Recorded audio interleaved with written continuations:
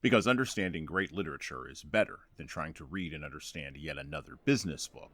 On the Leadership Lessons from the Great Books podcast, we commit to reading, dissecting, and analyzing what we believe are the great books of the Western canon.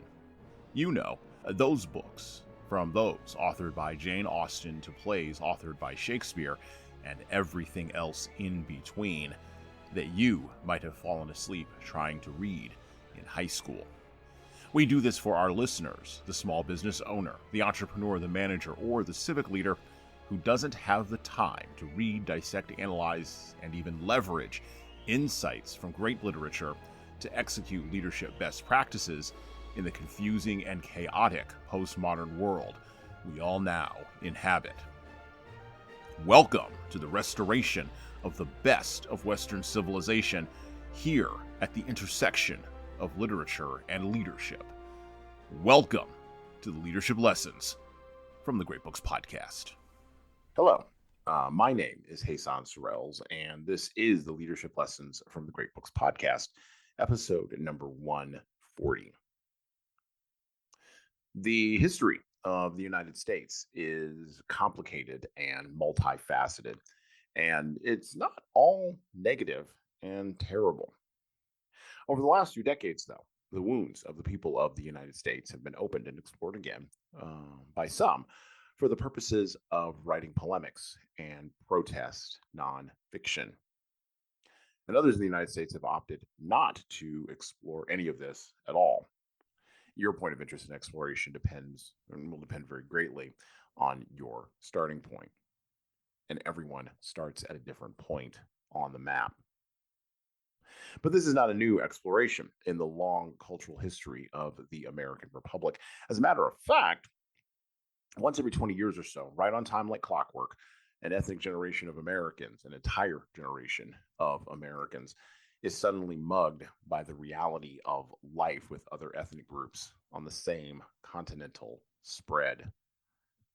Occasionally, though, you will get writing, clear-eyed and trenchant analysis from people who lived through the previous great quote-unquote yop 20 years previous, and may provide wisdom, anchoring, and explanation that is appreciated by critics, ignored by activists, and exploited by political opportunists, all of whom invariably and blindly miss the point. The author we're reading today, whose seminal essays and books about race, culture, and class in the United States were written from the viewpoint of someone who had been through all of the younger generation's outrage before in his own time, and was promptly ignored in his own time, much like contemporaries Thomas Sowell and Shelby Steele were ignored, and Glenn Lowry was ignored about 10 years later. And now in our own time, folks like Adam B. Coleman and Coleman Hughes are ignored. Today on the show, we will be pulling leadership lessons. We will be culling leadership lessons from a long essay that's actually a book, and it reads part of a longer argument for the Americanness, and I'm making up a word there, that lies deeply embedded in all of us, trapped by geography together on this continent, whether we like it or not. Today, we will be reading from the Library of American version of Albert Murray's The Omni-Americans. Readers, the transference of racial and cultural wisdom based on life experience and book knowledge across generations continues to be a challenge for which there seems to be no immediate solution. And of course, today on our podcast, we were just talking about this before we hit the record button, we are joined by our co-host, Tom Libby. How you doing, Tom? I am living my best life, Hasan. Loving it. Awesome. Well, normally Tom does not join us on Black History Month, not because Tom doesn't have anything to say about Black history, but because normally we have DeRollo Nixon joining us. But unfortunately, DeRollo was taken away by other obligations for the remainder of the month. And so I reached out to Tom and asked him if he would like to show up today while we cover Murray here. Again, an individual that, which should not surprise any of our regular listeners, an individual who he had not heard of before this episode today. nor had he read any of his work. But that's okay.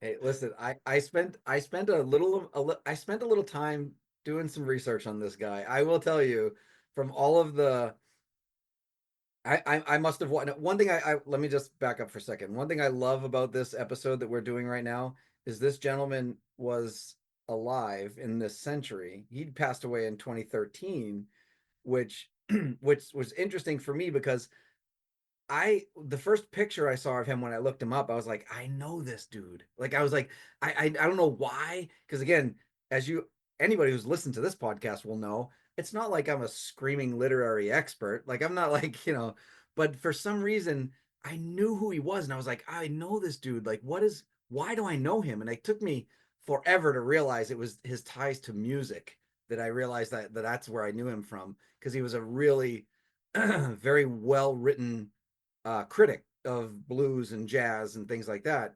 And so that was like I knew his face, and I was like, that's where I know him from. So anyway, I ended up watching a bunch of interviews from him over the weekend. So he's going on my list of people I would love to have lunch with if I were to pick somebody from history.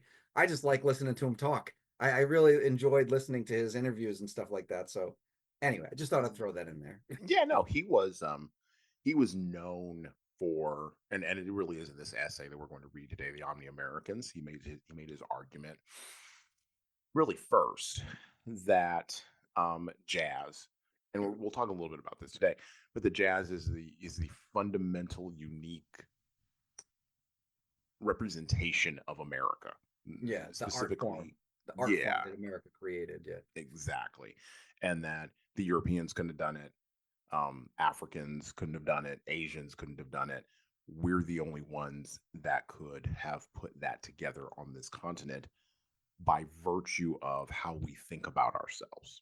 And that's an interesting perspective to explore, particularly in light of jazz critics like Stanley Crouch, who would come later on, and even jazz players who eventually became critics like Wynton Marsalis, who, you know, maybe took a little bit of a different approach to thinking about the jazz medium. The other dynamic is I'm a big fan of jazz music, and so I knew about this guy a while ago, but I hadn't had a chance to really fully explore all of his writing and all of his work. And so for this podcast, I did a deep dive into him as well. In addition to reading his essay, "The Omni-Americans," which we're going to cover today, I also looked at his other book, which I really do enjoy, "South to a Very Old Place," which I love that title. It's very Faulknerish. Love that title. He But references Faulkner a lot in his interviews too. he does, and the interview link that I sent you from the Yeah. interview that he did in 1996. Um, it's interesting sort of how the interviewer is trying to pull him into something, with the questions, and he just refuses to go there. Doesn't bite. Yeah. I saw that too. I realized that as well. It was interesting. Yeah, I love that. It means well, and what it indicates to me is that he knew exactly, well, and we'll talk about his literary life here, but he knew exactly who he was, and he Sharp. knew exactly what he was about. Yeah. Very sharp too. Very sharp. Yep, absolutely. All right, let's go ahead and jump in to the Omni-Americans. We're going to pick up in the section labeled Paleface Fables, Brown Skin People. And I quote: "The self conception in terms of which most Negroes have actually lived and moved and had their personal being for all these years, however, has always been, as they say, something else again. Perhaps self indulgence causes white people to public outcry against the fact that a document whose statistics are at times clearly ridiculous and whose central assumptions and embarrassingly sloppy conclusions make a travesty of scientific methodology is by way of becoming a veritable handbook of race relations in some parts of the country." Now, pause. He was talking about and writing in response to the Moynihan report, which was released in the 1960s, and which described the decline of, the decline of um, inner city Black families in Chicago, Detroit, and up north, and then was tying this into larger challenges of segregation in America. And by the way, that report was made by a gentleman who at the time I believe was a senator or would later become a senator, Daniel Patrick Moynihan. So when he says the report, that's what he's talking about. Okay, back to this. But then not very many Negro social science technicians have come forth to even take issue with dark ghetto either. Not even those ever so prideful Black nationalistic spokesmen who otherwise display so much suspicion about becoming victims of brainwashing, whitewashing, and who express so much militant concern about improving, quote unquote, the Black man's image in America, seem in the least aware of the fact that almost every chapter of Dark Ghetto not only supports the stereotype that Negroes have always been extremely sensitive about, but also provides a quasi scientific refutation of the very elements of Negro American history upon which contemporary Negro leaders must build. Dark Ghetto, which is strong on political indictment, but as will be seen, weak on psychological insight, represents Negroes as substandard human beings who insist in a sick community, who subsist in a sick community. Its image of Harlem is, in effect, that of an urban pit writhing with derelicts.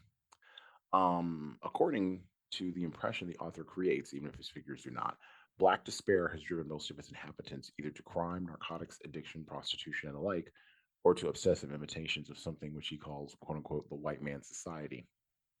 Few, if any, Negroes, he goes so far as to claim, ever lose that sense of shame, being dark skinned and self hatred. The obsession with whiteness, he adds, continues past childhood and into adulthood. It stays with the Negro all his life. It is extremely difficult to believe, italics added, it is extremely difficult to believe that the evidence that Dark Ghetto presents in support of such sweeping generalization would meet the scientific standards of, say, Talcott Parsons, who cannot fail to note that Clark's overestimation of white well being is almost worshipful. I'm going to go back a little bit and read this. The nature of Negro moral outcry polemics, it should also be remembered, is now such that the most glibly self confident and even the most smugly chauvinistic Black spokesmen and leaders readily and frequently refer to themselves as being fear ridden, emasculated, and without self respect. No wonder white Americans continue to be so shocked and disoriented by the intensification of the civil rights struggle. Instead of relying on what is now known about the nature of social uprisings, white Americans keep allowing themselves to expect the theoretical Sambo promised, as it were, by Stanley M. Elkins in Slavery, a Problem in America, Institutional and Intellectual Life, implicitly confirmed by the pronouncements of Kenneth Clark in Dark Ghetto, and conceded by so much self deprecating rhetoric. But what these same white Americans keep running up against is such a bewildering, outrageous, and to some of them terrifying behavior as the intransigent determination of leaders like Charles Evers in Mississippi, the mockery and high camp of media types like H. Rap Brown on all networks, and people like those in Watts, Newark, and Detroit who respond to the murderous hysteria of white police and National Guardsmen with a defiance that is often as derisive as it is deep seated. The compulsions nourished by the folklore of white supremacy seem to be that such that white Americans are as yet unable to realize that they themselves are obviously far more impressed by their own show of brute force than Black insurgents ever seem to be. They still do not seem to realize that what they actually see on television during all of the demonstrations, and as the saying goes, civil disruptions, is not a herd of wall-eyed Black natives cringing before white authority. What they see are heavily armed, outraged, and slaughter-prone white policemen and soldiers smoldering with rage and itching to perpetrate a massacre, confronting Negroes who are behaving not only as if the whole situation were a farce and a carnival, but also who have time to grant television interviews in which there is as much snap course social science jargon as street corner hip talk. Like it's either upward mobility or burn, baby, burn. As one character in For Whom the Bell Tolls, shaking his head, kept saying of the Spanish during the Civil War, quote, what a people, unquote. Indeed, as Negroes are forever saying in delighted puzzlement of each other, my people, ain't nothing like them. Man, when you're talking about us, you're talking about something else.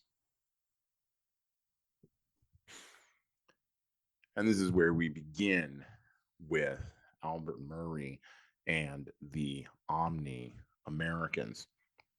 Now, as usual on this show, we're going to do a little bit of a dive into Albert Murray and into his literary life. We're going to sort of explore a little bit about, we're going to explore a little bit about who he was and where he came from. So, Albert L. Murray born May 12th, 1916, died August 18th, 2013, was an American literary and music critic, novelist, essayist, and biographer. His books include The Omni-Americans, which we're reading today, South to a Very Old Place, and Stomping the Blues. By the way, I'd recommend picking up Stomping the Blues if you're a fan of blues music as well.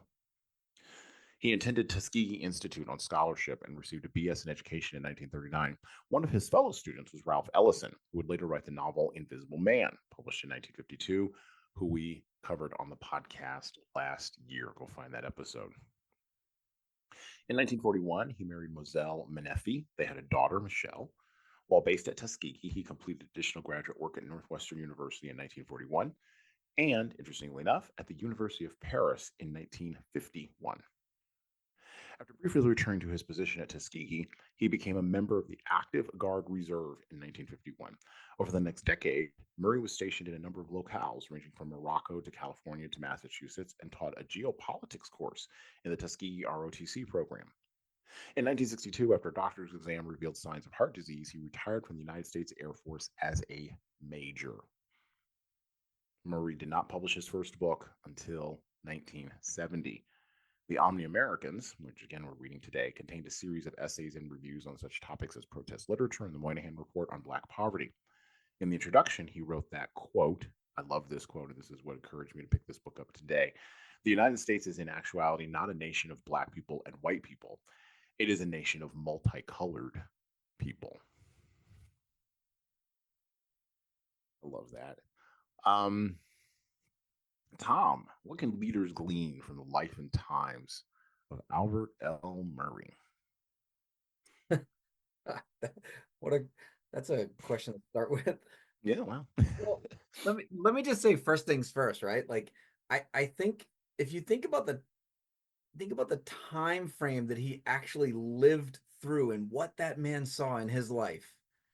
Like if we can't learn from him, like what are we doing here, people? Like seriously. Like think about like again, like from Jim Crow to the like the civil rights movement to like he's seen so much. It just even if he wasn't a great writer, just a person who's lived through all of that. Again, whether it was black, white, red, brown, whatever. Like, just think of the sheer amount that we could learn from those people, and whether or not we choose to do so or not is actually the bigger question to me. Like, why would we not? But yet we Right. constantly discount, discredit, or push aside people who are in that age group. And again, today we're probably not seeing anybody that was born in in 1916 anymore. And now it's like we're pushed 20 years past that. So now it's people in the born in the 30s. But again, it's the but I think we can learn a lot from him. I mean, one thing that I know, I don't remember if we had hit the record button or on the podcast yet or not, but one of the things that you and I were talking about on the fact that this man knew who he was. He didn't deviate from his principles. He had a moral compass that was clear to him, and he never allowed anybody to to overshadow or to skew his visibility of that moral compass. If you can't, as a leader, take just from that alone, then you shouldn't be a leader. So, Yeah. so I mean, again, even from the simplicity of it, and I'm again not even to go into deep conversation about the type of person he was and the interactions he had with the people around him, and as you mentioned, you took a deep dive into it. I ended up watching. I ended up watching at minimum 3 speeches that were given about him from people that he impacted their lives. There was two black gentlemen and a white gentleman, all 3 of which referred to him as their grandfather, Right. because Yeah. that's the kind of person he was. If you were in with him, you were in with him. It wasn't like he didn't keep from what I gathered from him, there was basically 2 people on this earth, people in his inner circle and people who weren't. And that was it. Like, I don't think he Right. really had that. So to answer your question, to go back to like, what can we learn from him as a leader? I think that's very compelling. Like, he was overly trusting of the people in his inner circle. He valued them beyond belief. He looked he looked to teach them and to learn from them. He looked to, like, there was a lot with him. And there was one person in particular, this gentleman was talking about, he couldn't find a babysitter for his 4-year-old son, and he had to bring him to Mr. Murray's house. And he went, like, he sat his son down, like, for this long conversation, say, don't touch anything, don't look at anything, don't do it. Like, this person, like, is not used to having little kids in his house. And at the end of the visit with Murray, the little boy tugged his father's jacket and said, you said to treat this house like grandpa's house. Like, how do I say goodbye? Like, do I shake his hand? Do I just wave?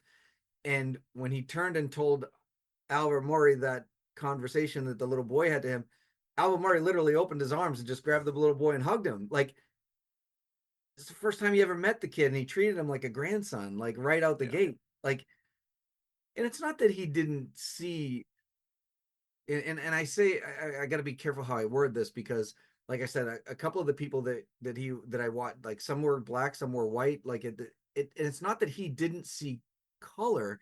He saw the difference in their color, but he just didn't care. Like, Hmm. it was that the color, it's not that the color wasn't important or that it didn't matter. It was more about the color not being the reason Right. for whatever, right? Like, Right. whether the reason for good, the reason for bad, the reason for what, he just didn't allow the color to be the reason, Right. but he appreciated all of it. Like, I found him fascinating. The more, and like I said, it didn't matter whether people were white, black, brown, whether people were male or female.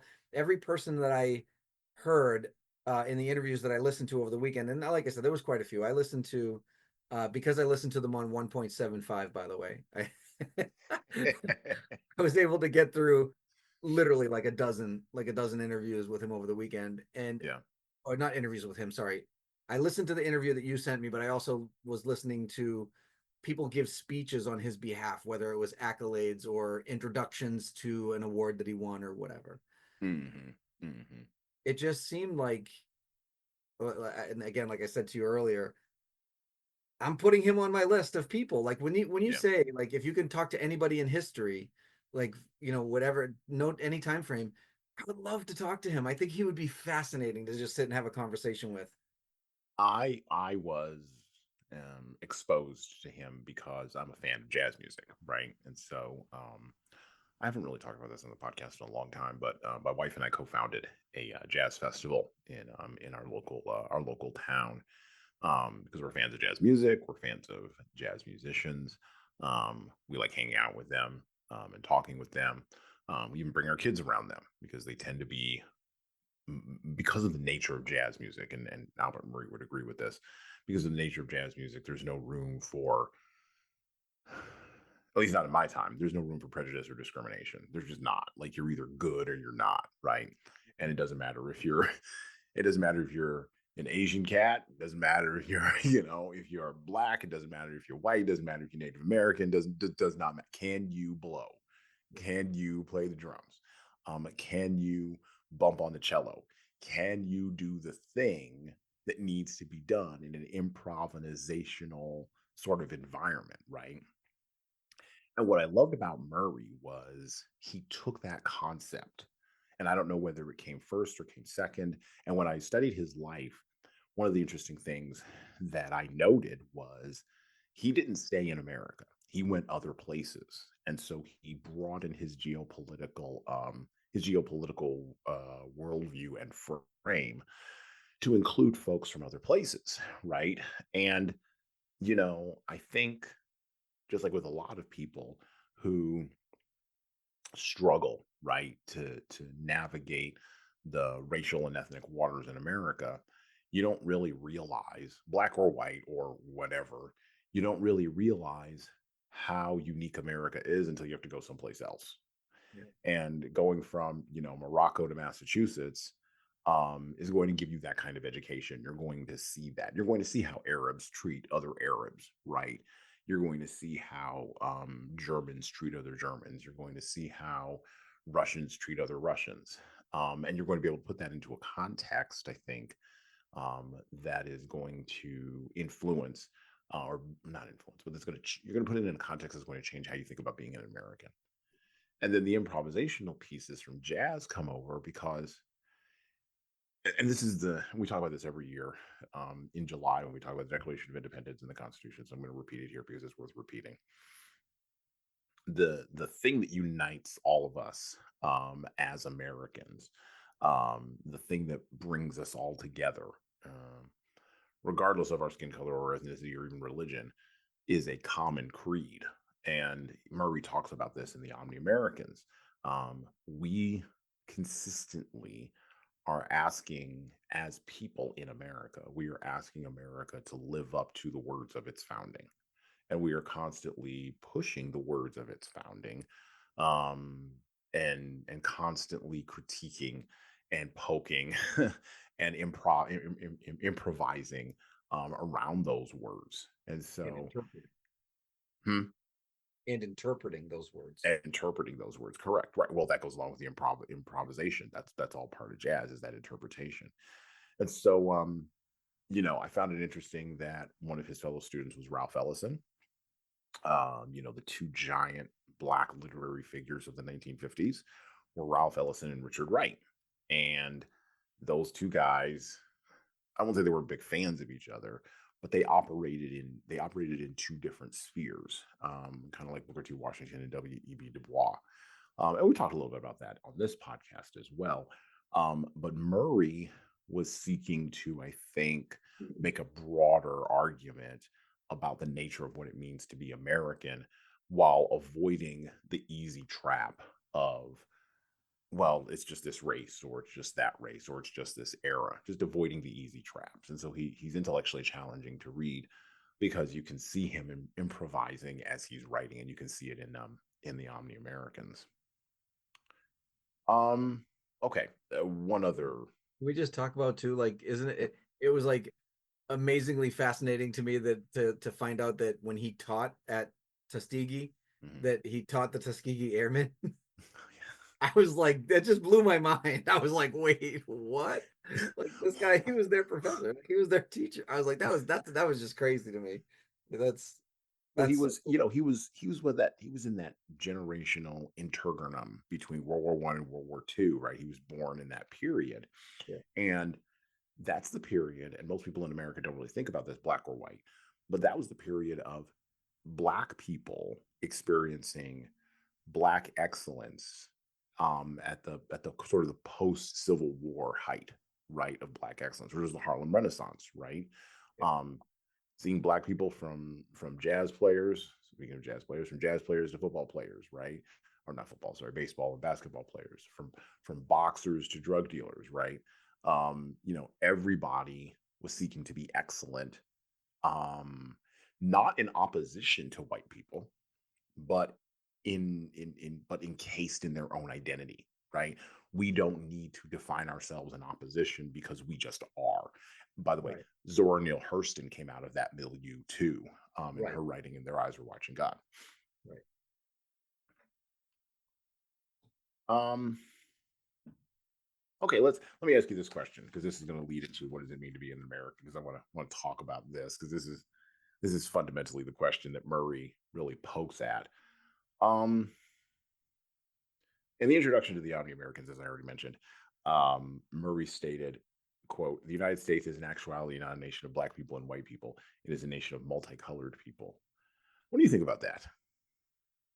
Well, it's funny. It's funny that because I read that quote as well, and I found it fascinating because and those of you who've listened to this podcast before have probably known that I've done a lot of lectures at the local colleges and universities here, mostly on Native American history and culture.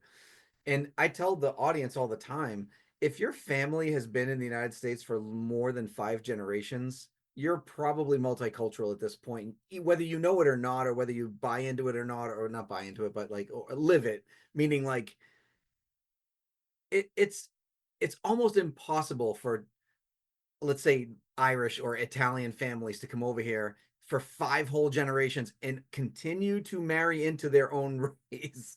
It's almost Right. impossible, right? So like, so if you've been here now, think about like, so my family's been here since the 1600s, like the white side of my family. You're telling me from 1600 till now we didn't intermarry with anybody else but people from there's no way. So I'm assuming that if you take my 23 and me is probably going to look like one of the like a cylinder, like a colander with all the holes in it. Like I couldn't even imagine the how wide of the variety of races and cultures would be in my history if I were to look at it that intently. Right. So, to your question, I found this fascinating because I think it in my brain it kind of it speaks directly to my own narrative, right? Like the whole idea of like the color of your skin does not dictate who you are.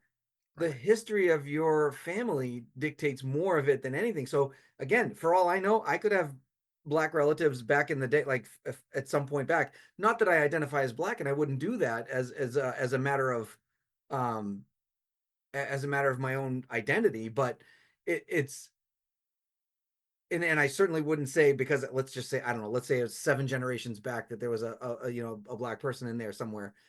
I would never in a million years say that I understood the plight of the black person because 7 generations ago I had somebody married into a black. I mean, that's Sure. ridiculous.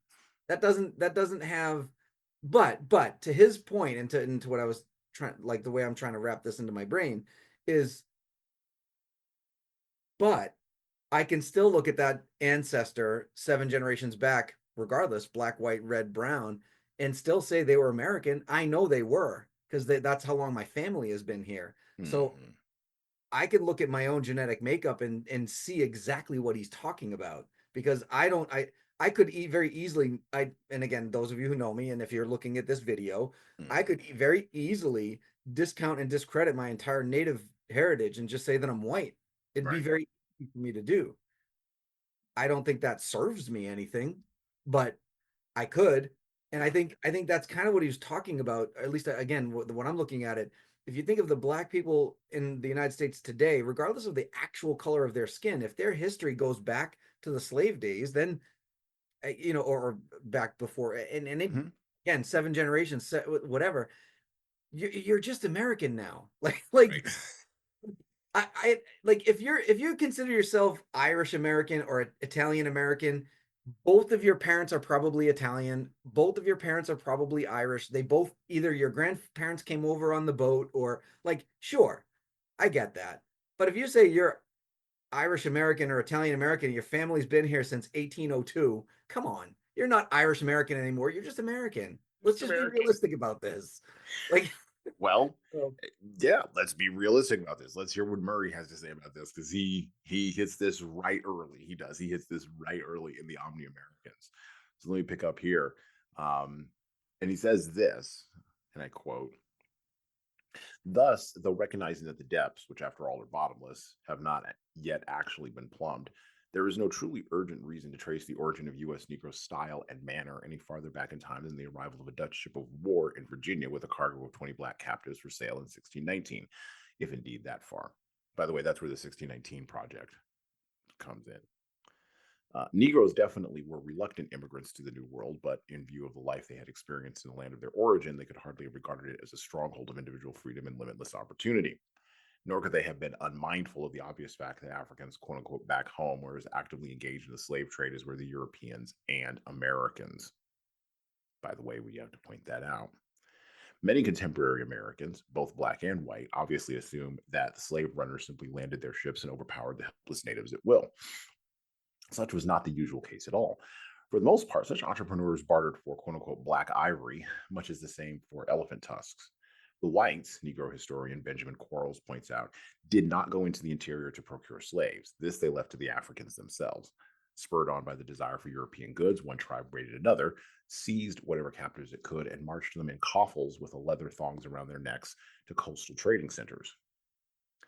It is all too true that Negroes, unlike the Yankee and the backwoodsman, were slaves whose legal status was that of property. But it is also true, as things have turned out even more significant, that they were slaves, and this is what he italicizes, who were living in the presence of more human freedom and individual opportunity than they or anybody else had ever seen before. That the conception of being a free man in America was infinitely richer than any notion of individuality in the Africa of that period goes without saying. That's a bombshell, by the way, of a statement right there. Yeah, it really is. That's a bombshell of a statement. Like when I read that, I went, oh, oh, oh, and I highlighted that because that's a bombshell of a statement that most people don't think about. Back to the book. That this conception was perceived by the black slaves as shown by their history as Americans. And now he's going to back up his statement. The fugitive slave, for instance, was culturally speaking certainly an American and a magnificent one at that. His basic urge to escape was, of course, only human, as was his willingness to risk the odds. But the tactics he employed, as well as the objectives he was seeking, were American, not African. In his objectives, he certainly does not seem to have been motivated by any overwhelming nostalgia for tribal life. The slaves who absconded to the fight for the British during the Revolutionary War were no less inspired by American ideas than those who fought for the colonies. The liberation that the white people wanted from the British, the black people wanted from white people. By the way, I laughed when I read that. as for as for the tactics of the fugitive slaves, the Underground Railroad was not only an innovation, it was also an extension of the American quest for democracy, brought to its highest level of epic heroism. Nobody tried to sabotage the Mayflower. Just pointing that out. There was no bounty on the heads of its captain, crew, or voyagers, as was the case with all conductors, station masters, and passengers on the northbound Freedom Train. Given the differences in circumstances, equipment, and above all motives, the legendary exploits of white U.S. backwoodsmen, keelboatmen, and prairie schoolmen, for example, became relatively safe when one sets them beside the breathtaking escapes of the fugitive slave beating his way south to Florida, west to the Indians, and north to faraway Canada through swamp and town alike, seeking freedom. Nobody was chasing Daniel Boone.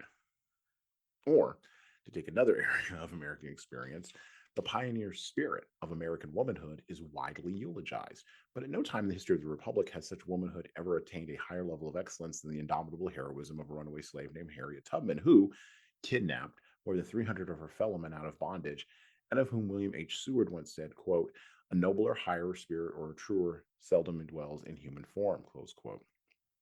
Harriet Tubman was, like Sojourner Truth, already a legend in her time. Ralph Waldo Emerson, Bronson Alcott.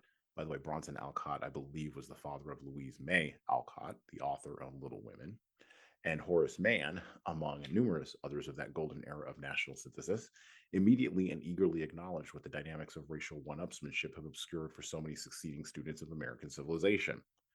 Tubman was not only an American legend, she also added a necessary, even if still misapprehended, dimension to the national mythology.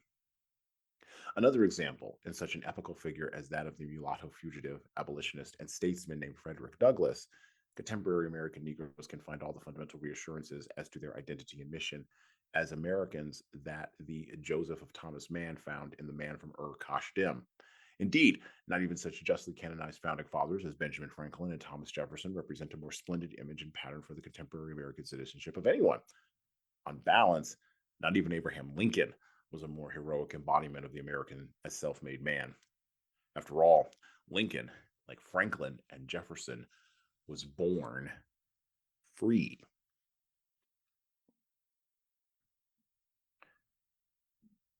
I am reading this book, and I want to fully acknowledge this, as we are in the middle of what the writers on Substack and the folks on Twitter call a vibe shift. Um, but I think it's more like the ending of a political realignment. And by the way, our political parties go through this once every 80 years. 80 years ago, Democrats were, quite frankly, not that great. And Republicans were, quite frankly, on the side of civil rights. And there was a shift that occurred. And Democrats became very much in favor of civil rights, and Republicans backburnered that as a secondary consideration to making money. And now we are having another shift 80 years later, where 80 years on from the civil rights movement, where Republicans have captured, if not almost all as a party, a lot of the territory of civil rights action. And if you don't believe me, if you're looking for actual lived evidence of this, um, both the 45th president of the United States and the 47th president of the United States increased funding for historical Black colleges and universities by the stroke of an executive pen. and did it without any fanfare. The Democratic president in between just kind of passed on it when it was offered to him. There has been a shift in politics, but it takes a while for it to show up. And when political realignments happen in chaotic turnings like the one we're at the end of, we always, as a people, ask the question that we've all been asking for the last 20 years of chaos: what does it really mean to be a quote unquote American? Now, I might have going to have a position on this, and Tom is going to have a position on this based on, as I said in my opening, where you stand on the map, right? Where you're starting from with the territory. But we also ask this question when activists upheaval from populations demanding that America as a political entity live up to the promises of its founding. And when those calls begin to spread, as they were doing when Albert Murray was in his 40s and 50s, from a younger generation of African American activists, when those questions begin to spread, we also get political upheavals and realignments. But Murray figured out something that I think most of us have to remember. And I think we will remember it as we come out of this chaos and on the other side of it by 2028 or so. The very people of the United States live in tension. This is what Murray meant by we're not a nation of black people or white people. We're a nation of multicolored people. That's how he framed the tension. And we don't want to look at the hard truth. And the hard truth is this: all of us humans on this continent, within this political and cultural entity known as the United States, regardless of skin color, ethnicity, or even religion, demand that we be treated as amorphous and undefinable, and specifically that species of human known as American. We can't define it, but we want to be treated that way. Even to Tom's point and Tom's background, even the folks who were here when all of us showed up on ships and started doing what people do when they show up to new lands, just walking around making trouble and spreading around. Yeah. Well, I mean, Albert Murray has hit on a truth there, right? Like, I always ask this question whenever an activist yells at me, and they do all the time. We're gonna do the color purple here coming up. They're gonna yell at me because of my take on that. It's fine. Where are we gonna go? Like, to your point about Irish, Italian, whatever. Like, they're not. Nobody who claims to be an Irish descent is going back to Ireland for any reason whatsoever. Let's visit. Right, maybe have a Guinness and Yeah, kiss the Blarney exactly. Stone. It's a We tour. gotta kiss the Blarney Stone and come right back. Or like they may go to Italy to like have some good pasta and maybe look at the David, which by the way, I want to go to Italy and look at the David, and look at the Sistine Chapel, maybe go say hello to the Pope, and then go home. Like Tony Soprano went to Italy to do more criminal stuff. Like he didn't go to Italy because he felt Italian. What does it mean for leaders to be Americans? First off, Tom, what does it mean to be an American? What does that mean? Yeah, go ahead. I'm going to ask you the hard question. What does it mean to be an American? I mean, have you ever seen? I think you and I might have talked about this briefly at one point, but there was a scene in, was it the Newsroom? I think it was, Oh, where yes. sitting on stage and there's a college girl that says, why is America the best country in the world or whatever? And Right. it was like a panel discussion, and Yeah.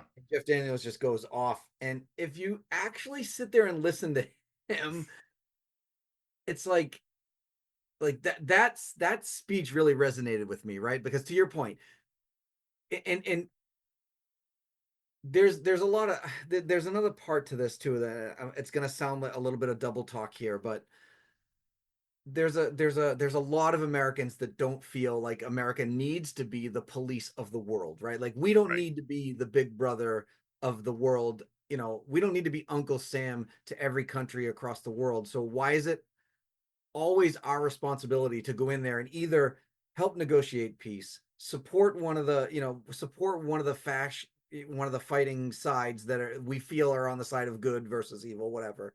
Right. But like, but inevitably we do. And part of it, and if you go back to the reference that I was making with the newsroom with Jeff Daniels, is because it's not about being the richest country in the world or the best economics of the world, the land of the free, home of the brave. Like it's not about your rights and civil liberties that a lot of other countries have today. The United States is not the only country in the world anymore that is a democracy. More than Mm-hmm. half the countries in the world right now are democracy. They're considered a democracy. So Mm-hmm. they have a voice. Their population has a voice. They can vote. They can get their, new leadership in there. All that stuff exists. So when you but it go now again, like I said, it's going to sound a little bit like double Yeah. talk, because when you go back to what it means to be an American, it's because at one point we stood up for something that was bigger than ourselves. Right. It's we stood in the way of injustices as a nation, even though there were injustices happening within our own borders. Mm-hmm. It was still something that we felt like, yes, there are injustices, yes, there are things within our country that we don't think are perfect, but we can work on them internally. What we don't want to see is all of the things that are happening inside the US that are injustices become plagues on the outside. Like they Mm-hmm. become like things that run the world into the ground on the other side. So the United States stands on principle. And well, let me rephrase this. We used to stand on principle. Oh, I Like, think I think we still do. I think we still do stand on principle, but I don't necessarily think that it is always our leaders that stand on principle. I think the average American person on the street, I do. I fundamentally believe this because of the places I've been and the people that I've talked to. yeah, You know, any group of multicolored people in America, you get them in a room together, and I'm not talking about the elites with the status. Forget those right. people. They're out of the conversation. They're playing different games in a different sort of arena. But people who are making, $100,000 or $50,000, which is the vast majority of people in the United States, those people still have the American principle. They're matter of fact, they don't understand why the elites can't get on board with the principle. But I mean, but to your point, but I think that's what it is. Like I think that it's almost like it's almost like we sit on a high horse viewing everybody else beneath us as Americans, but yet we don't recognize that we sit on the high horse. Right. Yeah. I I would think agree with that that. that's really what it is, right? Like we're gonna have some sort of moral high ground. Almost we're gonna stand on that moral high ground, and we're gonna shout from the rooftops that we are standing on the moral high ground, even when the moral high ground is not so high, right? Like we're not, Well, well, well. but Let it be but, said. but we stand collectively on this moral high ground. Now, again, if you go back to like we're not always on the same page, sure. But when we're not on the same page, we generally speaking are still trying to do the right thing. Yeah. That's the principle of it. Like we feel like we stand on the right side of the thought process. And we want to make sure that nobody else feels like they're getting suppressed like that in other countries, which is why we still feel now we can complain all we want about maybe we spend a little bit too much money, maybe we spend a little bit too much time or resources policing the rest of the world. Sure, you want to cut that budget down. I'm okay with that, but that doesn't mean that we just don't do it anymore. Pre World War II or pre World War One, when if you think about pre World War One, the United States had a federal a national essentially a national not motto, but it was basically a rule of thumb where we just didn't get involved in international politics. We Right. stayed to ourselves. We wanted to control what we could control and let the rest of the world fall to shit. Sorry, excuse my language.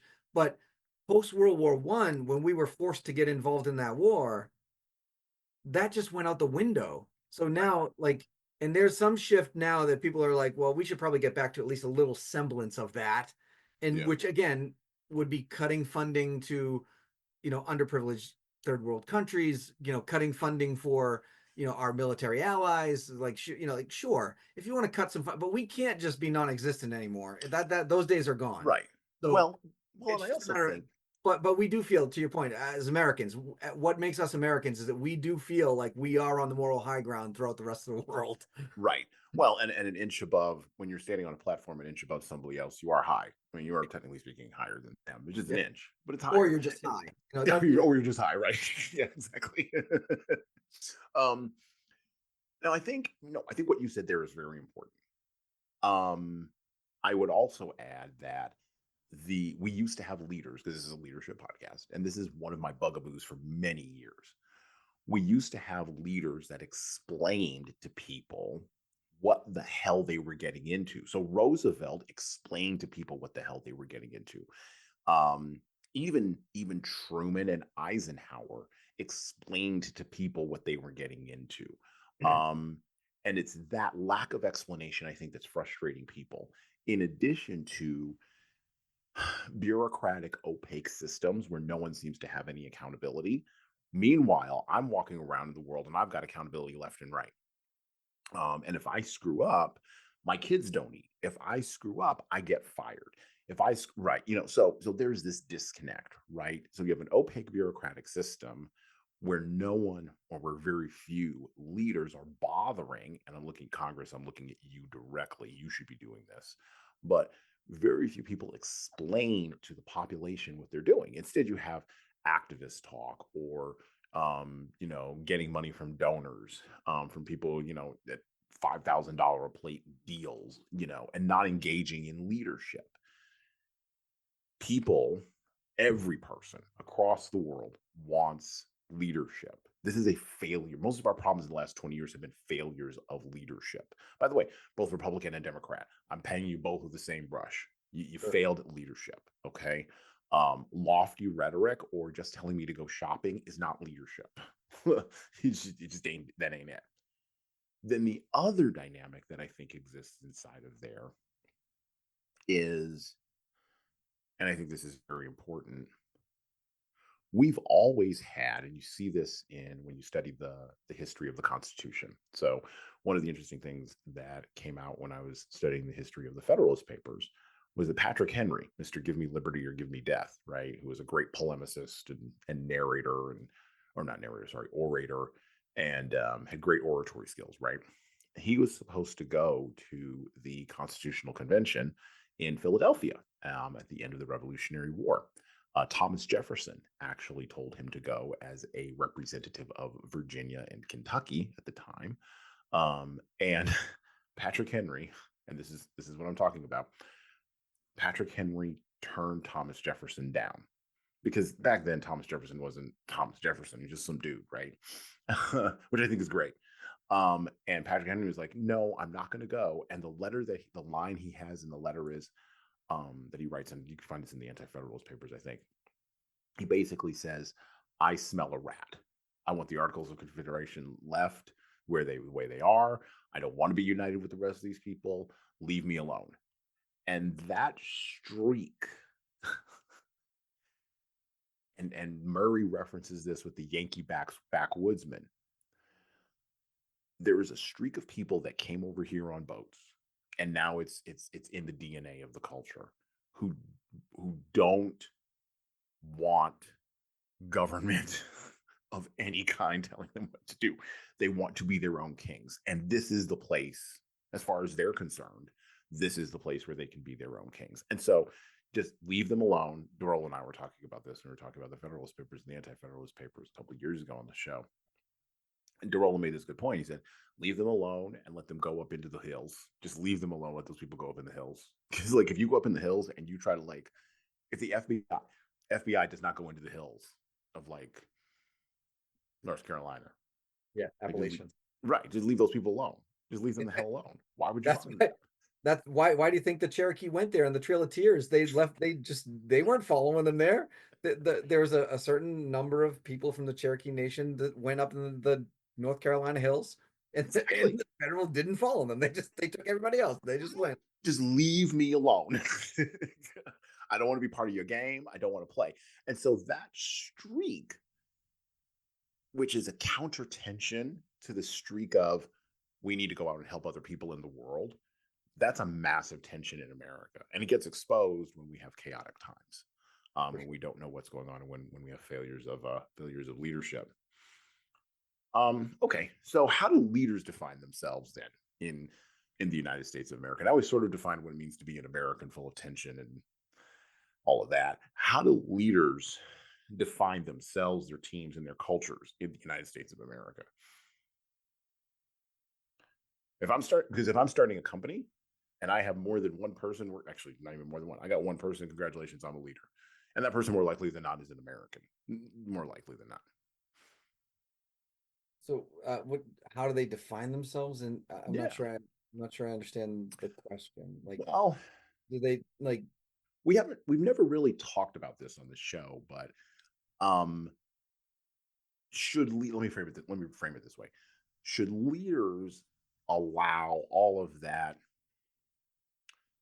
external stuff that doesn't seem to matter to the mission to come in to how they're running their thing, running their team or running their culture? Or because like I'm just thinking of a conversation I just had with somebody who's leading me right on a project that I'm working on. I literally just had it before I came here, before we hit record, and that person's perspective is uniquely American, even though their skin color is closer in pigmentation to mine. They're still an American. Like there's things that come out of their mouth that you wouldn't hear come out of. There's just assumptions, not even things come out of their mouth. There's assumptions that are built into how they view the world, which is what Murray talks about: an assumption of freedom, an assumption of individual agency. And I love it when he makes the point in that section in the Omni-Americans that we just read. Um, Harriet Tubman wasn't trying to get folks on the Underground Railroad back to Africa. That wasn't what it wasn't what she was trying to do, you know.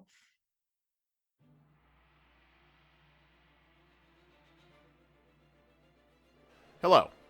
So I'm going to do some shilling here, and hopefully this will be a pause in our riveting conversation for you. I have an offer for you. My most recent book is 12 Rules for Leaders, The Foundation of Intentional Leadership. It's available in paperback, hardcover, or as an ebook on Amazon, Barnes & Noble, Kobo, and any other place you order books. Now, in this book, I address the 12 leadership areas that I have found leaders need to be the most intentional in to be the type of leader followers actually want to follow. From establishing a foundation of leading teams through managing conflict effectively, all the way through leading teams through change, knowing what to do and why to do it can help readers, like the ones listening to this show, become better leaders. Look, reading this book and living it is like getting coaching from me directly without having to pay my full coaching rate. Head on over to leadershiptoolbox.us. That's leadershiptoolbox.us, and scroll down the homepage and click on the Buy Now button to purchase in hardcover, paperback, and Kindle format on Amazon 12 Rules for Leaders, the foundation for intentional leadership. And that's it for me. Now back to the show.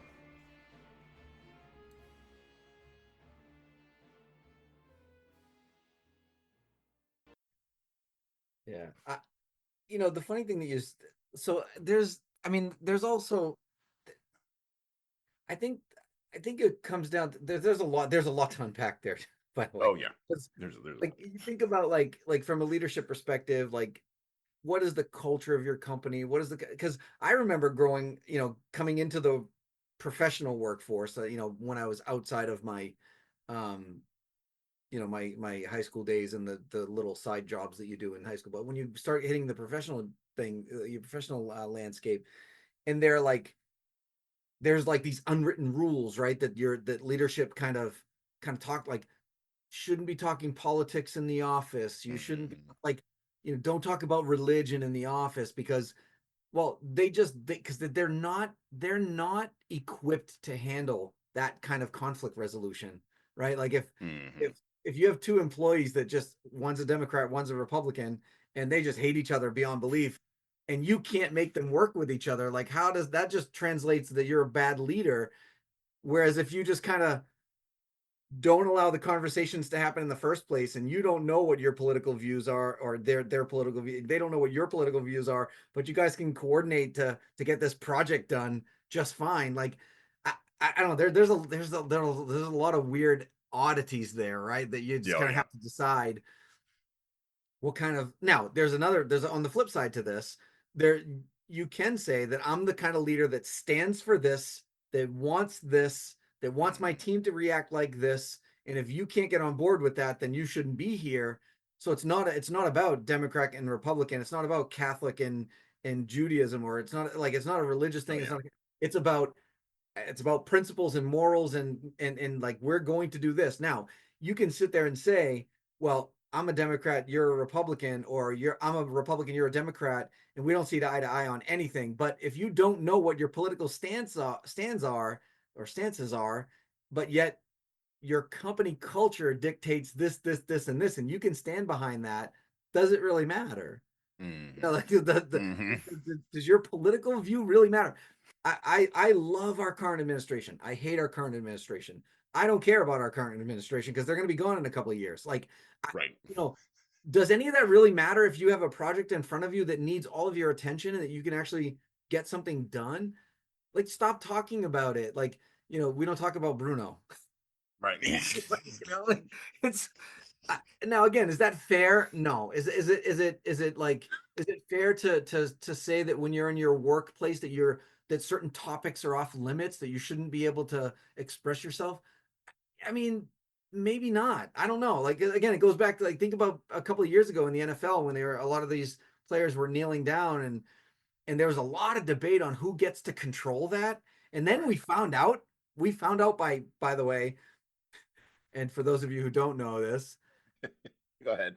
it can be controlled. This is an employer-employee conversation. Turns out that Turns all those out, millionaires work for somebody. right. Like, these people can be told, don't do that or you're fired. Like, I was even baffled by this. I was like, wait, what? I think that's a First Amendment kind of violation. And I guess it's not if it's yeah, your employer dictates how you act when you're being employed. So, and I was like, You holy have no crap. First Amendment if you're getting a paycheck. Right. So, Exactly. So anyway, so when you're asking, what are leaders supposed to, or how do they define themselves? I think that you've got a handful of things that you have to be very selective about. right. You have principles, you have, like, guiding principles that tell you or dictate to you that in order for me to make money, I still need to satisfy this moral compass or these principles that I stand on. And if I can't stand on these principles and make that money, then I don't take that money. And I Right. think that's a very powerful thing for employees to see, because then you can decide what kind of company you want to work for, what kind of leader do you want to work for, and it's relatively clear and transparent that this company, like, we talk about in another project that you and I are partnering in.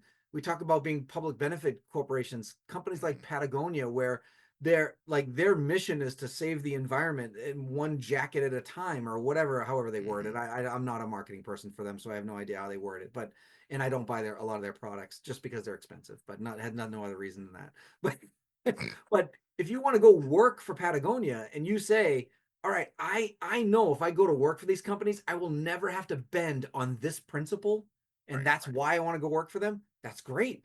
If you can define yourself on principle, you can define yourself on moral compass.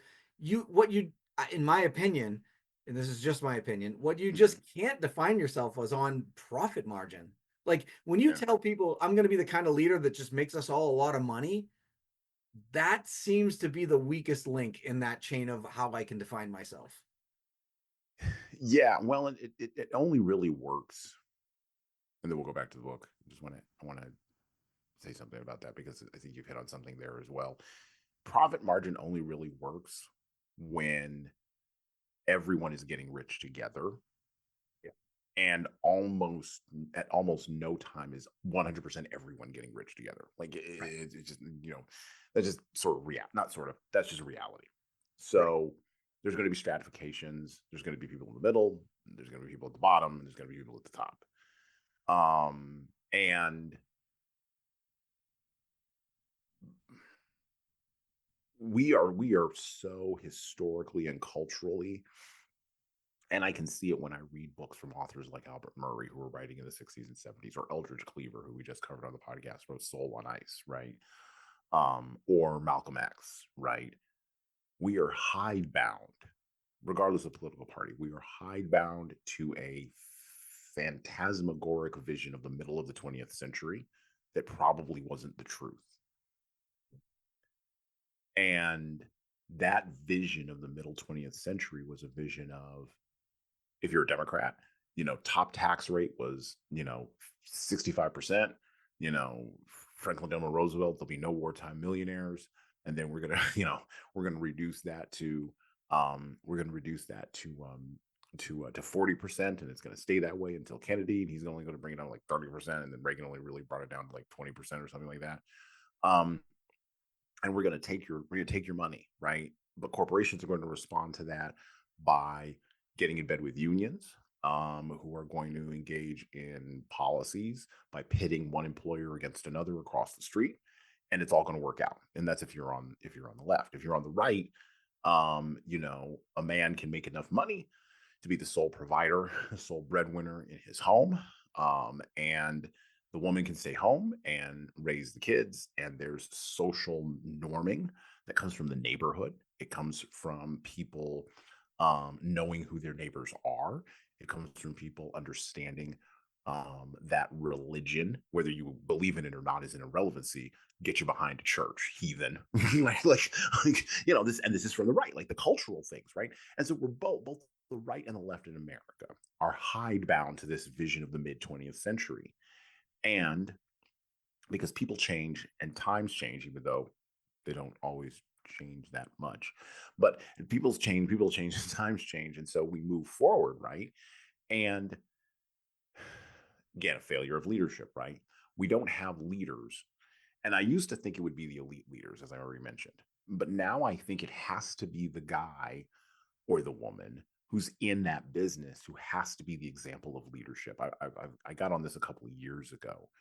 I don't think we can rely on the congressman or even the mayor of your town, and I won't even go as high as the president, forget that guy, or even your national congressman.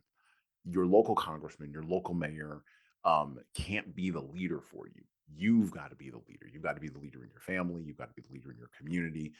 I don't care whether you're a man or a woman, it doesn't matter to me. Be the leader, right? Be the person who stands up and does that, because that's the only way we're going to evolve into something else from that hidebound phantasmagoric vision that we all seem to be trapped by.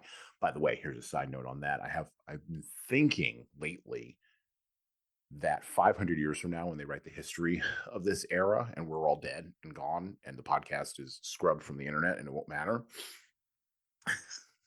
It's gonna be archived, Jesan. We're it gonna could be live. We're gonna live forever. it could be archived. Oh God, please no, please just scrub me from the internet. It's fine. But 500 years from now, when they write the history of this era, and everybody who lived here is gone, I wonder if they will look at the mid 20th century as being an outlier, not the norm, the outlier. Because there were certain unique historical things that occurred, particularly between 1939 and 1945, that were linchpin that everything else circled around. And it took people a while to figure out, took people a half century, almost a full century to figure out how to get back to a norm. I've been thinking about that quite a bit. And that has implications for leaders. That has implications for leaders in communities. That has implications for leaders in towns and cities, and even implications for leadership in your family. We can't be hidebound by the past. I mean, think about it this way: we have an entire generation of people that's being born right now, of which my youngest son, who's 8, is part of that generation, who have zero historical memory of the 20th century at all. It will always be a history book thing for them. It won't be something that they were born into. It will be something that is way past to them. And for many of us, that's weird to think about. Yeah, but that's happened already a few times, right? Like if you think about it, like all the westward expansion, manifest destiny, all that stuff up until 1890. If Right. you were born in the early, Albert Murray here was born in 1913, 16, Mhm. sorry, 1916. to him, that entire thing was a history book, Right. right? Like, I'm not so saying it hasn't happened before. yeah. I was saying, like, so we talk about this a lot, and my favorite phrase has been on this podcast about 100 times so far, which Yep. is like, the more things change, the more things stay the same. Like, Right. we got we keep doing this same thing over and over. It's like the It's human the race is the definition of insanity. it's the human condition. A good friend of our, a mutual friend of ours, would say that in his courses. His ethics courses. It's the human condition, and he's exactly right. He's not wrong. It's the human condition. You know. All right. Back to the book. Here's another piece of the human condition: transferring wisdom. Talk about going from generation to generation. How do you do that? All right, back to the book. Back to the Omni-Americans by Albert Murray. And I quote: as an art form, the blues idiom, by its very nature, goes beyond the objective of making human existence bearable physically or psychologically. The most elementary and hence the least dispensable objective of all serious artistic expression, whether aboriginal or sophisticated, is to make human existence meaningful. Man's primary concern with life is to make it as significant as possible, and the blues are part of this effort. The definitive statement of the epistemological assumptions that underlie the blues idiom may well be the colloquial title and opening declaration of one of Duke Ellington's best known dance tunes from the mid 30s. By the way, I love that sentence. He managed to put in epistemological, idiom, and colloquial all in the same sentence. Love this guy. Of Duke Ellington's best known dance tune from the mid 30s. Quote, it don't mean a thing if it ain't got that swing. In any case, when the Negro musician or dancer swings the blues, he is fulfilling the same fundamental existential requirement that determines the mission of the poet, the priest, and the medicine man. He is making an affirmative and hence exemplary and heroic response to that which Andre Malraux describes as la condition humaine, the human condition. Extemporizing in response to the exigencies of the situation in which he finds himself, he is confronting, acknowledging, and contending with the infernal absurdities and ever impending frustrations inherent in the nature of all existence by playing with the possibilities that are also there. This does not mean that the player become man, um, the stylizer, and by the same token, the humanizer of chaos. And thus does play become ritual, ceremony, and art. And thus does also the dance beat improvisation of experience in the blues idiom become survival technique, aesthetic equipment for living, and a central element in the dynamics of U.S. Negro lifestyle. When the typical Negro dance orchestra plays the blues, it is also playing with the blues. When it swings, jumps, hops, stomps, bounces, drags, shuffles, rocks, and so on, its manner not only represents a swinging the blues attitude toward the bad news that comes with the facts of life, it also exemplifies and generates a riffing the blues disposition toward the rough times that beset all human existence. The blues idiom dancer, like the solo instrumentalist, turns disjunctures into continuities. He is not disconcerted by intrusions, lapses, shifts in rhythm, intensification of tempo, for instance, but is inspired by them to higher and richer levels of improvisation. As a matter of fact, and as the colloquial sense of the word suggests, the break in the blues idiom provides the dancer his greatest opportunity, which at the same time is also his most heroic challenge and his moment of greatest jeopardy. By the way, that's an excellent description of what happens in a blues song, or even in a jazz song. But then impromptu heroism, such as is required only of the most agile of storybook protagonists, is precisely what the blues tradition has evolved to condition Negroes to regard as normal procedure. Nor is there any other attitude towards experience more appropriate to the ever shifting circumstances of all Americans, or more consistent with the predicament of man in the contemporary world at large. Indeed, the blues idiom represents a major American innovation of universal significance and potential because it fulfills, among other things, precisely that fundamental function that Constance Rourke ascribes to the comedy: the irreverent wisdom, the sudden changes and adroit adaptation she found in the folk genre of the Yankee backwoodsman Negro of the era of Andrew Jackson.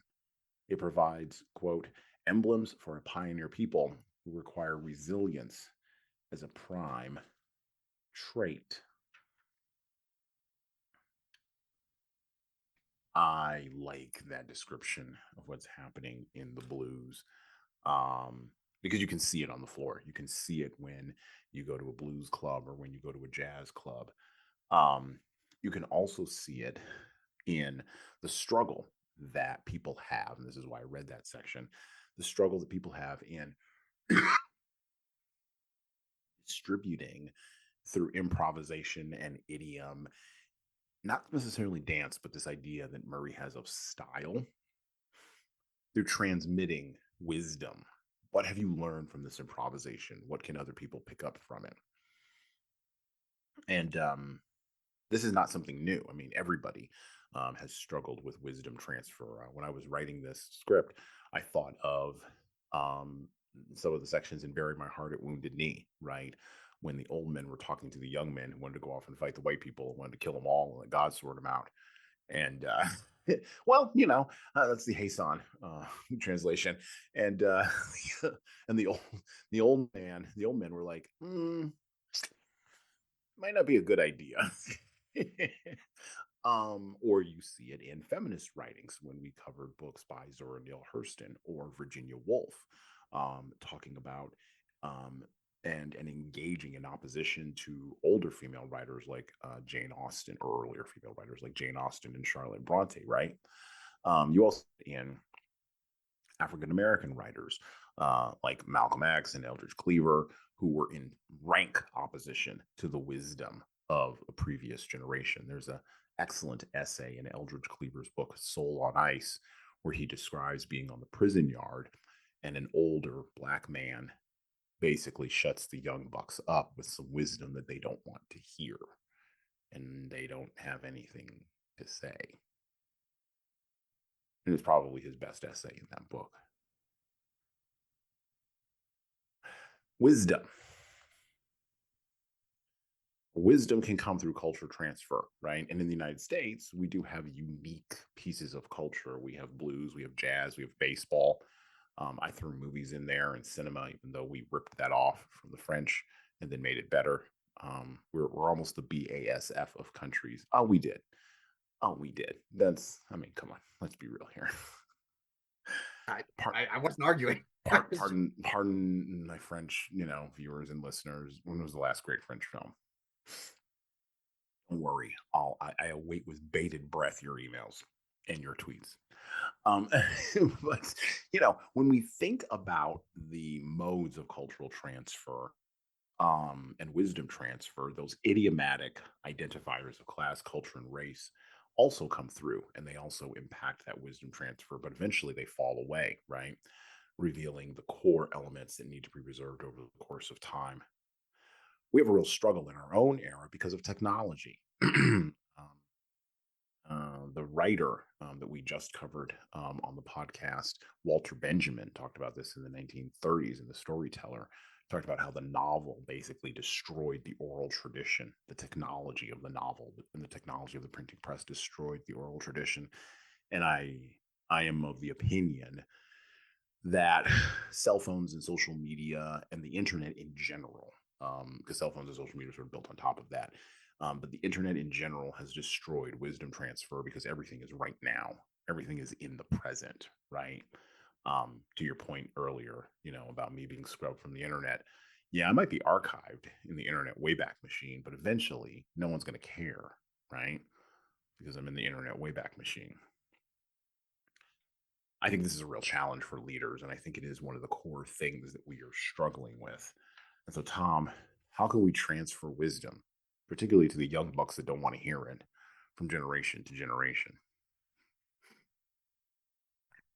This again is probably one of the tougher questions here, because again, like to your point, so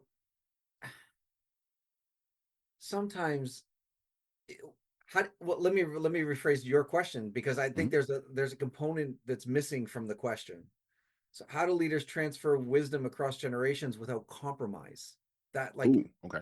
There's because the transfer of wisdom with compromise is a lot easier, and it's a lot easier to stomach. For example, I'll just take our own culture as a very easy or quick example, right? So you're teaching a younger kid how to a particular dance. Let's say like a men's northern fancy dance or something like that. Not that any of our listeners are going to have a clue what I'm talking about, but let's stay with me for a second. So when you're trying to transfer that wisdom into why the regalia is designed the way it is, what it's supposed to look like, what it means to wear that regalia, and then enter the circle and dance in a particular style that's very traditional and generational. It's been crossing generations for a long time.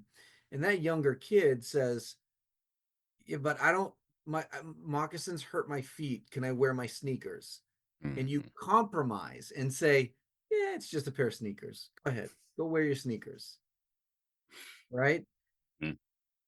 Where the like, so as a leader, you have to decide, is the wisdom of that overall dance, regalia style, dance style, education behind why it exists, where it exists, and for what, is it important enough to compromise this one thing that he doesn't want to wear moccasins and he wants to wear sneakers? And if the answer is yes, then that transfer of wisdom from generation to generation is successful. If it is not, and you try to reinforce why they should be wearing the moccasins, and it's lost on them and they don't want to dance anymore because moccasins hurt their feet, and they're not going to dance unless they can wear their sneakers, Mm. right? Like, so again, it's there. I think generational wisdom transference has compromise all over the place, and we just don't recognize it because it's subtle. Or at least I don't think we try to view it as transfer of knowledge or transfer of wisdom, but there's always these compromises that we're so subtly willing to give into.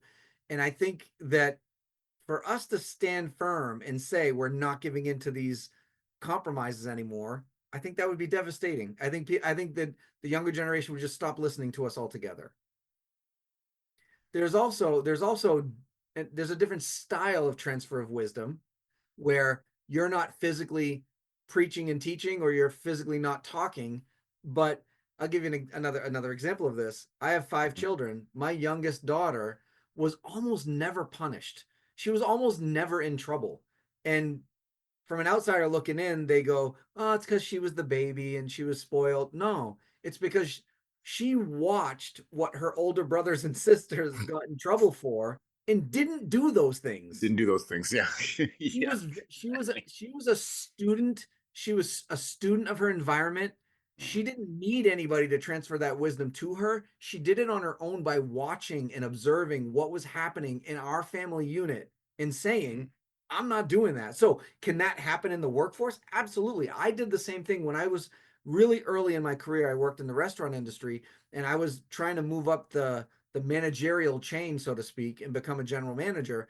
And every manager that I worked under, if they got in trouble for something, mental note, I'm not doing that. Whatever Mhm. that guy just got in trouble for, got yelled at about, or got rid of, like, I'm not doing that. I'm going to make a note. I'm going to learn from that on my own. Nobody has to teach me that. Nobody has to tell me that. I'm going to observe it and learn it on my own. I think part of what we're seeing and what you're talking about, especially from the social media components, people aren't doing that anymore. People aren't observing, like, people are seeing people get famous on TikTok or whatever, not realizing that they're sacrificing their entire family unit. They're not spending real quality time with their family. They're suffering from loneliness and depression and all this other stuff. But what they're learning is, look at the number of likes that they get, or number of followers they get, or number of views they get on their videos. It's the transfer of wisdom is still there. Well, let me rephrase this. The transfer of information is still there, but is it truly Mhm. wisdom? Is Yeah. again another part of the question. Because that's another thing that, and that's the younger generation, when they're looking at us and we're trying to explain something or tell. I can't even tell you, Hasan, how many times my youngest son has come to me and said the words, Dad, you were right, because I don't force feed it down his throat anymore.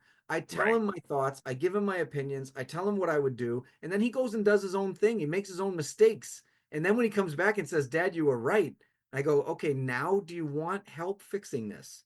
And then the answer is yes, and it's genuine. He actually Mhm. wants it. If we don't allow young people to make some of their own mistakes, then this transfer of wisdom is not going to happen either. So, okay. So you said a bunch of different things there, and I I think they're said a all lot of things. Yeah, valuable. You said a I'm lot of sorry. things there, and they're all valuable. No, I think so.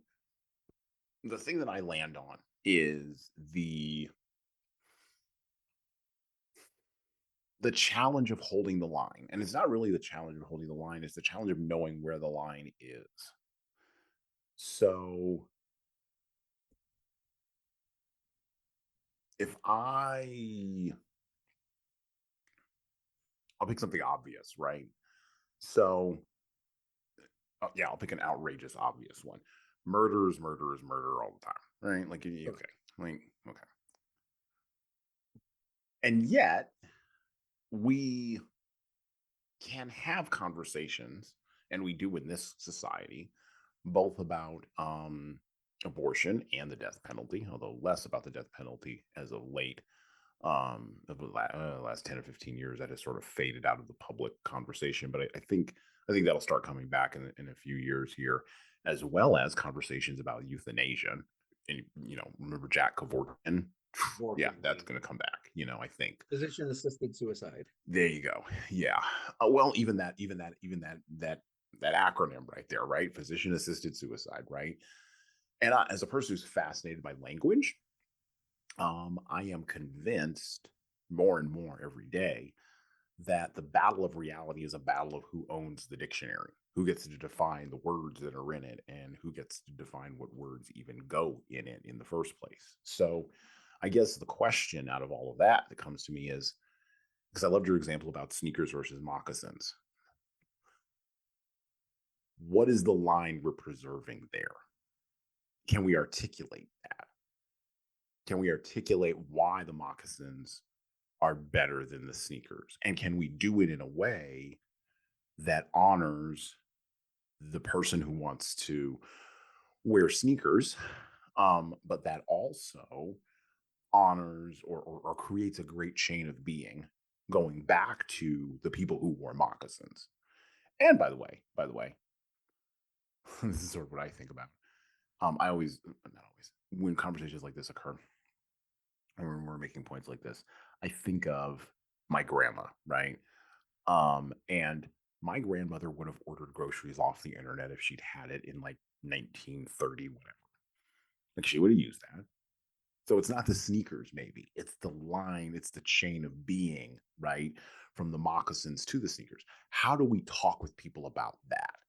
How do we do that in a way that's compelling for them to even listen to? Because to your point, it can just come off as information and not actual wisdom.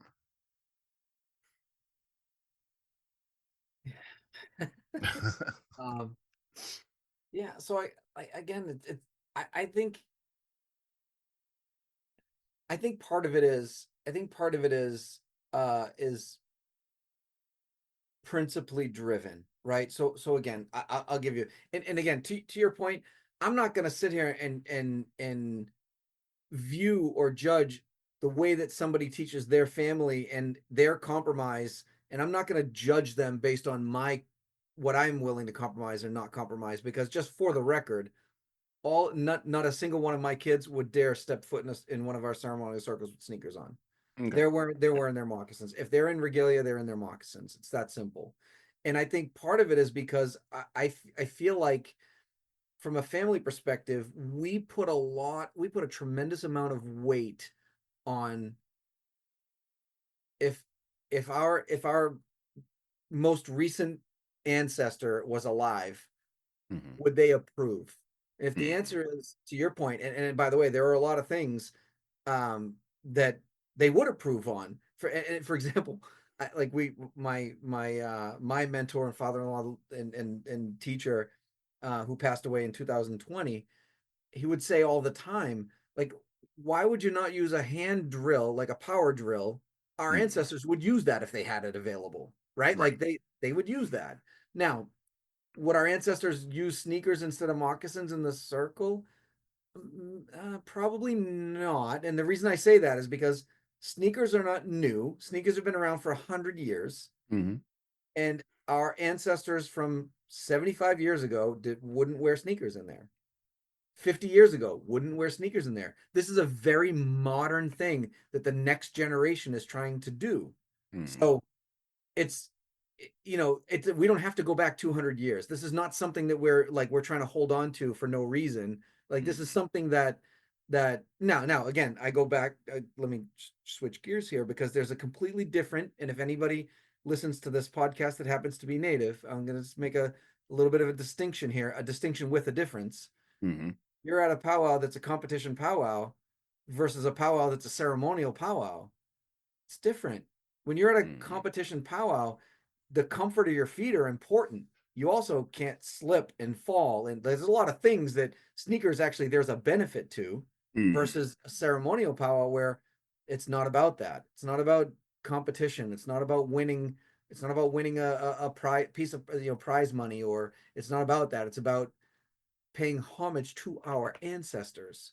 That's the point of it. So again, there's a little bit of a distinction with a difference there. So very traditional people who are who go to these two different versions of powwows may have two different pieces of wisdom to give to their kids, grandkids, great grandkids as they're learning how to interact with this environment. So from a leadership perspective in the workforce, maybe there's this similar applications here where it's, do as I say, not as I do in this case, but not in this one. Like I'm gonna lead by example in this case, but do as I say, not as I do in this case, and it may make sense.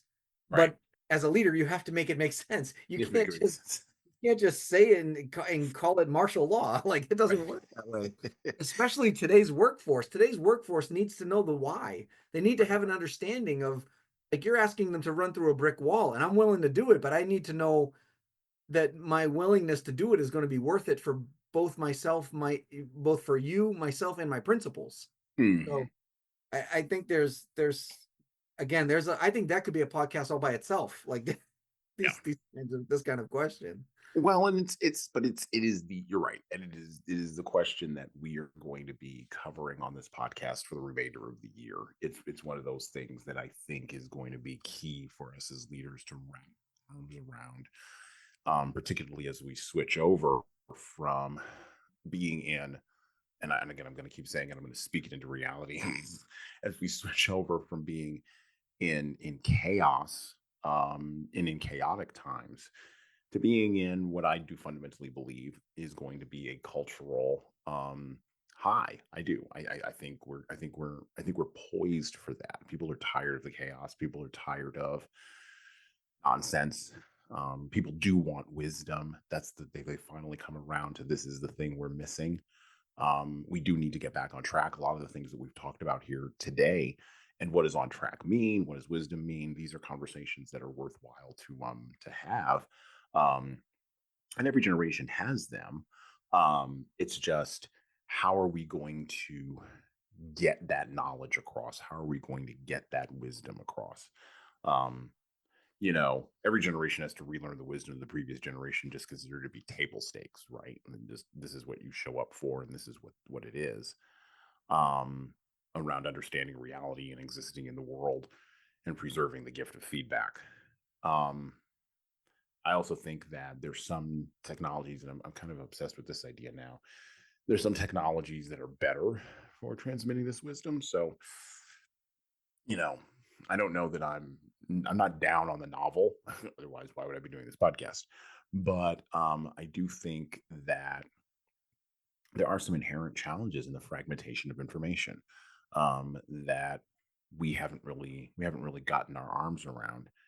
And what I worry about, and I've said this last year on the podcast, I maybe not worry, what I caution, right, is that people our age who did go through all the chaos and do have genuine wisdom, I don't want to see us shuffled to the side like those pair of moccasins just left in the corner, right?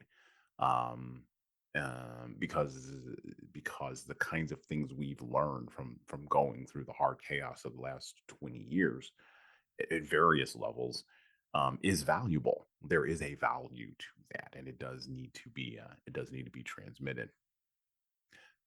All right. Final thoughts on Albert Murray. Final thoughts on the Omni-Americans as we close today. Last word, Tom. Uh I honestly I think if somebody's listening to this podcast and it sparks their interest even a little bit, Googling this guy is easy. And there is, like I said, there's a tremendous amount of information about him. Not even just about, not sorry, not about, not even just him himself doing interviews, but the sheer volume of people that speak about this guy in the ways in the it's fascinating. So the last word for me would be, if anything on this podcast has struck your attention or really has resonated with you and you want to learn more about Albert Murray, I would highly recommend you go and just Google the guy and start listening to some of the interviews with him. I saw an interview with him, the one you shared with Hamilton College. I saw an interview with him with Charlie Rose, who was a journalist back in the day. Like, you know, he did a TV show. I forget what the name of the TV show was, but it was a Yes, like a he did. journalistic TV Charlie show. Rose show. Yeah, and he interviewed him. The interview with him was exceptionally well done. There was another thing that was doing, it was like, believe it or not, it was an anti-Semitism um uh not convention, but it was an anti-Semitism A conference or something. collective or conference or something like that. Yeah. There were several doctoral people talking about him and his works and how they interacted with modern society and why it's important. And the fact that the guy wrote what 5 or 6 books in 5 years or 6 years, from 1970 to 1976, he produced almost all of his literature. It was fascinating. He's fascinating. He's fascinating. He was smart. And as you read some of the excerpts from the book, and you yourself were impressed at some of the word combinations that he used in a single sentence, the guy was sharp, and he was sharp all the way until the last interview he did, which I believe was the early 2000s, I think 2006 or 7, maybe it was 2008. But he was sharp as a tack. The guy knew his stuff. He knew who he was. He was principled. And I think the other thing that I thought was interesting about him, I found it fascinating that he was able to talk about racial issues not from a position of hate, violence, or like that you need, like, forced understanding, I guess is the other word I was thinking of.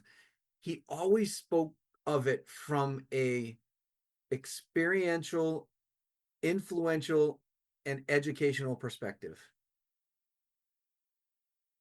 Again, think about the time frame that he grew up in, and Black people in America, and that in almost through most of his life were not treated all that great, but Right. yet he had no animosity. Like, that's Right. the other thing too. Like, it wasn't thinking the world didn't owe him anything. He was able to succeed through it. He would, like, all the things that he talks about was he's always positive.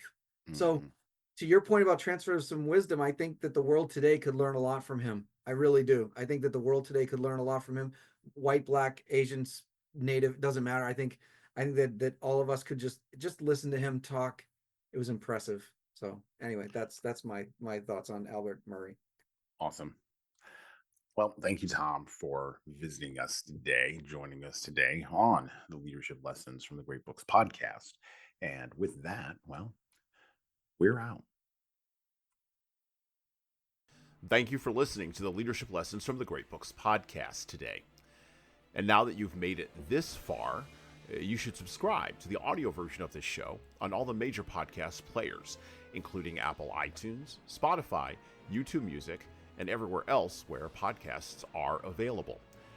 There's also a video version of our podcast on our YouTube channel. Like and subscribe to the video version of this podcast on the Leadership Toolbox channel on YouTube. Just search for Leadership Toolbox and hit the subscribe button there on YouTube. And while you're doing that, leave a 5-star review if you like what we're doing here on Apple, Spotify, and YouTube. Just go below the player and hit 5 stars.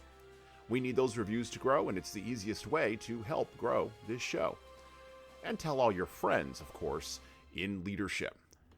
By the way, if you don't like what we're doing here, well, you can always listen to another leadership show.